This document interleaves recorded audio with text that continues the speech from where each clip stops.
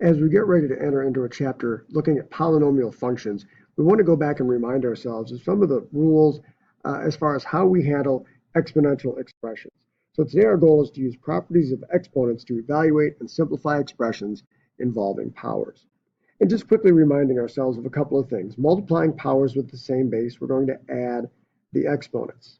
3 squared times 3 to the fifth, 2 copies of 3, and 5 copies of 3. It's going to be 7 copies of 3. So 3 to the 2 plus 5, 3 to the 7th. When we raise a power to a power, we can multiply the exponents. So 2 to the third times 2 to the third, adding the exponents would give us 6. We can multiply those. 2 to the 3 times 2, 2 to the 6th. Raising a product to a power, that exponent is applied to every factor within the product. So 4 times 3 to the third, 4 to the third times 3 to the third. A couple of ones that maybe don't make as much sense when you just have a very rudimentary understanding of exponents. A zero exponent doesn't seem to make much sense. What is 0 times if 5 appears as a factor? By rule, any non-zero number raised to the 0 power is going to be equal to 1. Negative exponents, similarly. How do you multiply a number of times itself a negative number of times? Well, if you take a look at your calculator, your TI-30 or your graphing calculator, you'll see a button that has x to the negative 1 power. And if you press that, it gives you an inverse of that particular entry. And so that kind of gives us a clue as to why the negative exponent rule is what it is. A to the negative m power is like saying 1 over a to the positive m. Negative exponent tells you to write the inverse of that expression with the exponent positive. Similar to product of powers, the quotient of powers. Instead of adding the exponents together, we're going to subtract them. A to the m minus n. 3 to the fifth over 3 squared. 3 to the 5 minus 2, that's 3 to the third. And you can imagine that if you wrote that out. 5 copies of 3, 2 copies of 3, 2 of those are going to cancel. And raising a quotient to a power, similarly, we can go ahead and apply that exponent to both the numerator and the denominator. So 3 to the fourth over 5 to the fourth. And a reminder that we always want to give any expression, any answer in its most simplified form. For algebraic expressions, most simplified form means only positive exponents. Let's take a look at a handful of examples. First, 2 to the fourth to the third power. Now, you can go ahead and punch this in your calculator and get 4,096, get that answer, get it right, and not know a thing about the exponent rules. Eventually, that's going to come back to haunt you when this is not 2 to the fourth to the third, but x to the fourth to the third, or something else, when your calculator won't recognize that, won't be able to help you out. So let's look and see what happens. Well, remember x to the third, say, for instance, what that actually means, x times x times x. So 2 to the fourth to the third is 2 to the fourth times 2 to the fourth times 2 to the fourth. Well, if you remember your third grade teacher, if I have 4 plus 4 plus 4, that's like saying 4 times 3. Or you can imagine 4 copies of 2, 4 more copies of 2, 4 more copies of 2. I have 12 copies of 2. 2 to the 12th gives me a little bit better idea that you understand how we can simplify this expression. But if you go ahead and you punch that into your calculator, you'll get 4,096. Taking a look at the second one, 5 to the 0 to the third power. Well, if we follow the rule, power to a power, I can multiply these exponents. 0 times 3 is 0. 5 to the 0 power.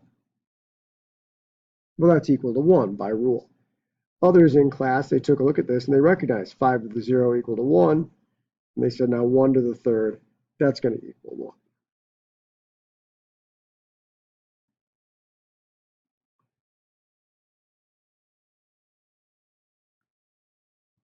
Moving on to our third example. Negative 3 squared times negative 3 to the negative 7. A couple of things going on here. Let's take a closer look at both of them. First off, this is power to a power. So I can add the exponents. Negative 3 to the 2 plus negative 7. That's negative 3 to the negative 5 power. Well, we know we can't leave that. It's not its most simplified form. The negative 5 tells me to take the inverse. So I have 1 over negative 3 to the 5th power. All right. Keep in mind now, you've got a negative number. It's inside a parentheses, so the negative goes with the number. I'm taking the base of negative 3 and multiplying it by itself 5 times. An odd exponent means that I'm going to have a negative product here. Negative 1 over 243. Negative 3 times negative 3, positive 9. Another pair of negative 3's, another positive 9. Now I'm multiplying 81 times negative 3, negative 243. All right, so let's look at these. Simplify the expression and tell which properties of exponents that were used. Well, now I've got two different variables. Let's take those one at a time. My quotient of powers rule says I can subtract the exponents, x to the fifth and x to the first. No exponent means the exponent is understood to be 1, so x to the 5 minus 1. Now I've got a y to the third minus negative 4. So x to the fourth, 3 minus negative 4 is positive 7. So x to the fourth, y to the 7th.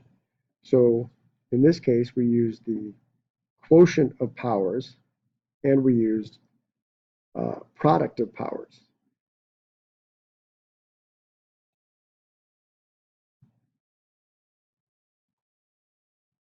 Here I've got a product raised to a power, 2p to the third. So remember, that's like saying 2p times 2p times 2p. 2 to the third, p to the third. And then I'm multiplying times p to the fourth. Well, 2 to the third, 2 times 2, that's 4, times 2 again is going to be 8. P to the third, p to the fourth. Okay, powers with the same base. I'm going to add those exponents. This is 8p to the 7th. And finally, let's take a look at number 6. This one looks super challenging on its face. I've got a fraction, which a lot of my students don't like, r squared over s to the negative 4, so a negative exponent, and I've got a quotient raised to a power, a negative power, in fact. But let's go ahead and take a look at this. If I'm taking a power of a quotient, that power gets applied to both the numerator, r squared to the negative third, and the denominator, s to the negative fourth to the negative third. Now let's go power to a power. 2 times negative 3, that's r to the negative 6. Negative 4 times negative 3, that's s to the positive 12. So we know we can't leave this with a negative exponent in the numerator. So a couple of ways that we could think about this. R to the negative 6, that's 1 over r to the positive 6, divided by s to the 12. I can multiply by the inverse. So it's pretty easy to see when we follow our Algebra 1 set of rules that I have 1 over r to the 6th, s to the 12th. It's also been explained to students in years gone by that if you have a negative exponent, you can change that to positive by moving it to the other side of the fraction bar. So r to the negative 6, if I move it to the denominator, I'll have r to the positive 6th, s to the 12th stays down there. Now I've removed all my factors from the numerator. I know that there's a 1 remaining up there. So either way we shake that out, 1 over r to the 6th, s to the 12th is the way that that one will simplify.